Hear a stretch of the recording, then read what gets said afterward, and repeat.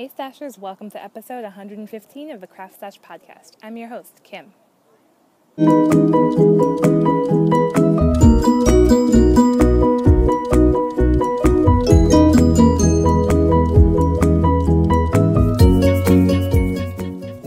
Hey guys, welcome to NYC. Welcome to my wonderful neighborhood in New York City. My name's Kim, as I said. This is episode 115. Chupp-POW, aka Summer Blues. Hey guys, right now we're hanging out in the uppermost part of Manhattan. It's my neighborhood. It's called Inwood.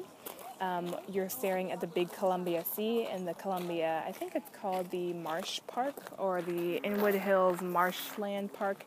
It recently opened up a couple of months ago in the summer. And it's a really nice, fun public space.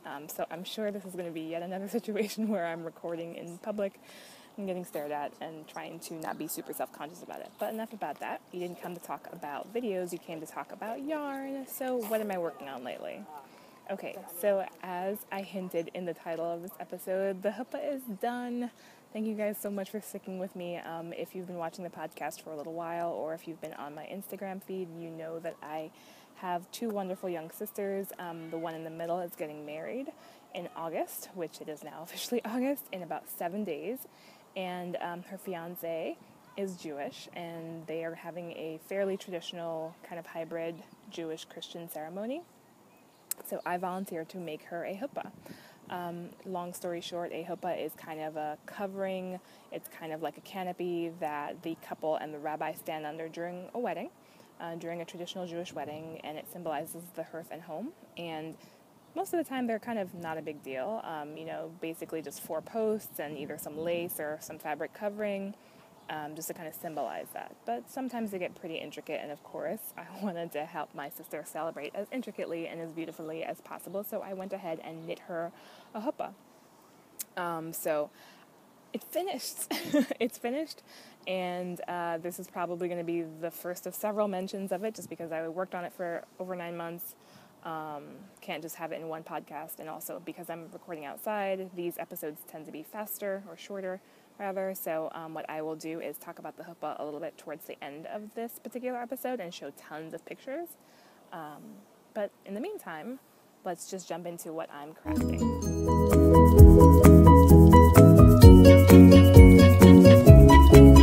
So first of all, thank you for forgiving the shadows that are happening. It's really bright out, but it's a lovely, lovely day. And of course, I'm wearing black, but whatever. It is what it is. So after I finished my sister's chuppah, I kind of was at a loss for what to work on. I had been working on this one project for 9 months, and I kind of was like, well, I could knit something, I could crochet something, I could felt something, because I recently got into felting. I had gotten into Japanese knot tying for a second there. I had gotten into tatting. And I don't know if you guys are like me at all. After you finish a really big project, part of you wants to start on all the things, and part of you is kind of like, I am shell-shocked if I'm not working on the lace or the color work or the whatever that I was just doing for several months. It doesn't feel like I'm working on something. So I had a bit of a sputtering start to get back into crafting, but I found my mojo really quickly. So the last couple of episodes were very much rainbow themed. So I finished a hoe. I have a half object with that rainbow theme. It's one of my rainbow twisty socks, spiral twisty socks. And as you can see, it just looks like a big tube. It's because this is one of those socks that don't have a heel. So good. Best idea ever. This is not part of the pattern. This is just me having a very, very long tail and not wanting it to dangle grossly, so I corded it really quickly. But basically the pattern, and it's a free pattern, I'll post a link to it in the show notes, but the pattern is basically that you start your sock toe up the way you normally would, and then you knit 4, purl 4 all the way around for 4 rows, and then you offset the pattern by 1, so you would do a purl 1, knit 4, purl 4, and then end with a knit 3. And every 4 rows, you offset that pattern by 1, and that ends up making this lovely spiral twist. So it doesn't look like much right now, but the whole point is that when you do the spiral, it hugs your toes, or it hugs your heel and your foot very, very form-fittedly, so it doesn't really matter how you put the sock on. You've always got a heel. It's always going to fit you. Obviously, the downside of this is it's not as comfortable as a regular heel because it shifts around a lot. and I don't know how it's going to wear. I'm thinking it might wear a little bit better because I won't always be wearing the heels in the same exact place every single time. So I think it's probably going to be a win for me because A, I don't wear hand-knit socks very often. B, when I do, I wear a second pair of really thin socks with them to kind of A, protect them and keep my feet warm. And B, C, I hate darning heels. So I think this is going to be a win for me. And this is my half-finished object. This lovely yarn is by White Birch Fiber Arts or White Oak Studios or something like that. Let me see, I should have the tag in here somewhere. Yes, White Birch Fiber Arts, and the colorway is Nothing Says Screw You Like a Rainbow. It is Superwash Merino.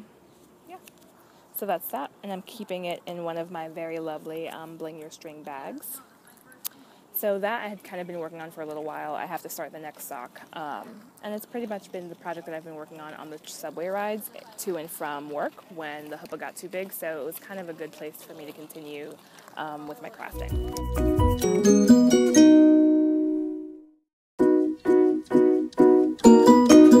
So Periphery today is mostly checking in on a CAL that I had been co-hosting with some of my favorite NYC podcasters. Kristen, who is of the Yarngasm podcast, she's also known as Woolenvine. She was a co-host of this podcast, and so was Maria of the Subway Knits podcast. The three of us got together and we were doing a knit-along called I Knit NYC. So each of us kind of chose a pattern that reminded us of New York and the 5 boroughs, and we picked either, the rules are basically pretty simple. You were supposed to pick a pattern that was either designed by someone who is a New Yorker, New York Stater, or use some fiber or yarn that was dyed by an indie dyer based in New York State. So pretty simple, pretty straightforward, and we had a couple of good entries. I think we had 20 people in my FO thread, so there's lots of lovely patterns for you to browse. It was really a fun way to highlight the diversity of the New York City and New York State designers and fiber artists, and I think that, if you were a podcaster, it'd be a great idea for you to do something similar just to kind of, tout your state. I know that the folks in Maryland are very big. They've got tons of yarn shops, tons of indie dyers, a couple of designers, and it would be really fun to just kind of see state by state all of the wonderful fibery things happening out there. So thank you guys for those of you who participated in the CAL. We had extended it. It was originally from April through June, but we went ahead and went through the end of July just because it's summer. So I'm going to pick 2 winners from my group. I picked a winner last time, but that person didn't get in touch with me, so that prize is going back into the pot. I'm going to pick 2 winners from my group, and then Maria, who is away on vacation in Greece, lucky duck, asked me to pick her winner as well. So here we go. Winner number 1 is entry number 13 in my podcast thread, Phoenix Fire. We met at SSK, so congratulations, lady. She entered like 2 or 3 different finished objects, so she definitely was all about this podcast, this CAL rather. And she knit these lovely socks out of 716 sock.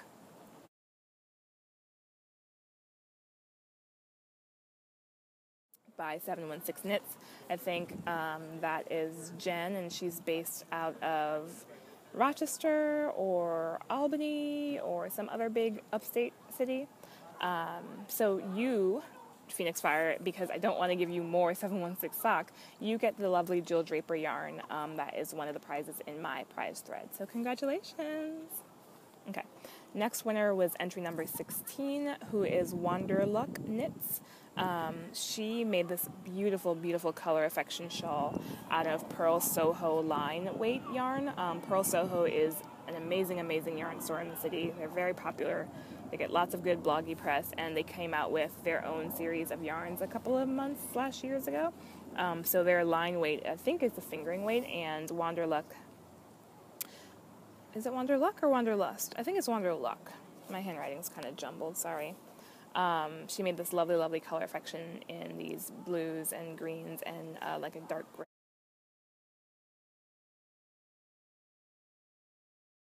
So you, my dear girl, get to play with some 716 knit yarn. So please get in touch with me, send me your mailing address, and I will mail those out to you. Now the third winner is from so the third winner posted in my group post, but is going to get a prize from Venus Fueri. So that winner is Pyra. She knit this lovely, lovely sweater called the Artichoke French Sweater. It's designed by Laura Nelkin, who is one of our wonderful designers based in New York State.